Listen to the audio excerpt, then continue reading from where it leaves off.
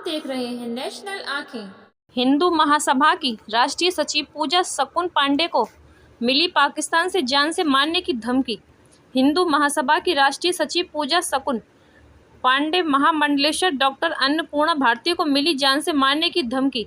Pakistani phone number से 2 दिन में जान से मारने को मिली धमकी। अब तक दर्जनों बार मिल चुकी है जान से मारने की धमकियां। पुलिस प्रशासन पर आरोप, किसी भी शिकायत को नहीं लिया जा रहा सीरियस। गांधी थाना इलाके में स्थित आवास पर रहते हुए के दौरान फोन पर मिली धमकी। अलीगढ़ से शशि गुप्ता की रिपोर्ट। देखते रहिए नेशनल आंखें। एक बार फिर से पहले भी कई बार धमकियां मिल चुकी हैं और क्या कार्रवाई अब तक सामने आई है? देखिए, ये कल शाम के समय में मेरे पास व्हाट्सएप कॉलिंग से एक नंबर से जब मैंने रिसीव किया, रिंग आई, तो रिसीव करते ही उसने बोला कि तुम्हारी उल्टी गिनती चालू हो चुकी है, 2 दिन में मरवा देंगे। ऐसी शब्दावली को सुनते हुए मैंने तत्काल से फ़ोन कट कर दिया और ब्लॉक कर दिया उस नंबर को। 2-3 घंटे बाद जब मैंने अपने मंदिर के जो मेरे सहयोगी हैं उनको बताया तो उसको तहरीर दी गई पुलिस में, लेकिन अभी तक कोई एफआईआर लॉन्च नहीं हुई है। मैंने अपने पर्सनल सूत्रों से जब पता किया तो नंबर पाकिस्तान का है। इस बात की पुष्टि हो चुकी है, ये व्यक्तिगत पुष्टि है। अभी इसमें आधिकारिक या बोलना चाहिए ऑफिशियल मैं नहीं कुछ कह सकती हूँ। जो भी सीबीआई है, एलआईयू है, सबको सूचना दे दी। कल मेरी एसपी सिटी साहब से भी बात हुई। मैंने यही बोला, मैंने कहा देखिए, डर तो क्या, मृत्यु तो महादेव के हाथ में है, किसी के हाथ में नहीं। अगर मृत्यु जैसी लिखी होगी महादेव देखेंगे। ना मुझे खौफ है ना डर है, लेकिन हाँ एक प्रश्न चिन्ह जरूर लगता है कि 2019 से लगातार सैकड़ों क्या दर्जनों भर नंबरों से ज़्यादा मेरे को अक्सर धमकी आती रहती है। जब किसी चीज़ की अति हो गई तो हमने उस पर तहरीर दी। 2 एफआईआर ऑलरेडी पहले लॉन्च्ड भी हैं। उसमें तो हमारे पास फ़ोन रिकॉर्डिंग भी थी, वो रिकॉर्डिंग भी हमने बाकायदा जो है पुलिस को अवेलेबल कराई थी, जांच अधिकारी को भी कराई थी, लेकिन उसके बाद उसका कोई आउटकम नहीं रहा। अभी भी ये मान लीजिए, अभी 8 बजे लगभग 24 घंटे हो जाएंगे, अभी तक तहरीर ही है, अभी तक इस पर कोई एफआईआर लॉन्च नहीं हुई है। तो मुझे ऐसा लगता है कि या तो प्रशासन के लिए हम इम्पॉर्टेंट नहीं हैं, शायद हम आम हैं, लेकिन मुझे ऐसा लगता है कि प्रशासन और शासन जो जनप्रतिनिधि हैं सभी को इसका संज्ञान तो ग्रहण करना चाहिए। मैं नहीं कह रही हूँ कि मैं कोई खास हूँ, लेकिन आम जनता को भी अगर ऐसे कोई धमकी मिलती है तो आप लोगों के ऊपर कोई जू नहीं रेंग रही है। आप खुद अभी आप मेरे पास आ रहे हैं, आप मेरा वर्जन ले रहे हैं, देख लीजिए कितनी सिक्योरिटी है।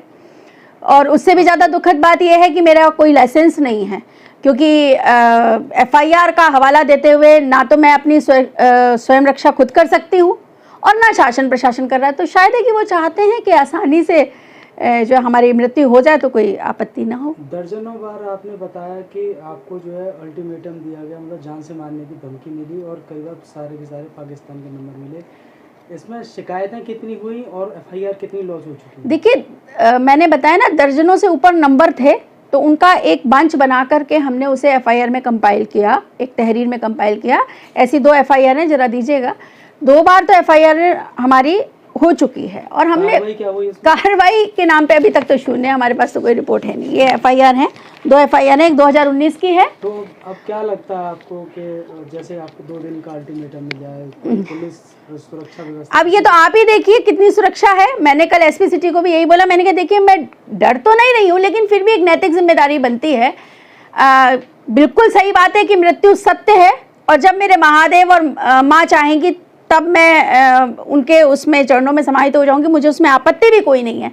लेकिन अकाल मृत्यु की इस टाइप की धमकियों से आप उन लोगों को संबल दे रहे हैं, शायद है कि कोई कार्रवाई नहीं हुई, तभी तो उनकी हिम्मतें पड़ रही कि बार बार मुझे कॉल करते हैं और बार बार मुझे धमकाते हैं। नंबर क्या है? जो नंबर है वो कल वाला नंबर तो +92 करके, जो कि कोड पाकिस्तान का है, और उससे पहले कुछ जम्प्ड कॉल्स हैं जिनको इंटरनेट कॉलिंग बोलते हैं, 4 नंबर के डिजिट्स रहे। इसमें सब एफआईआर की एक कॉपी मैं आपको दे दूंगी, अवेलेबल सारी करा दूंगी, जो पुरानी एफआईआर है, अभी नई की तो नहीं हुई है।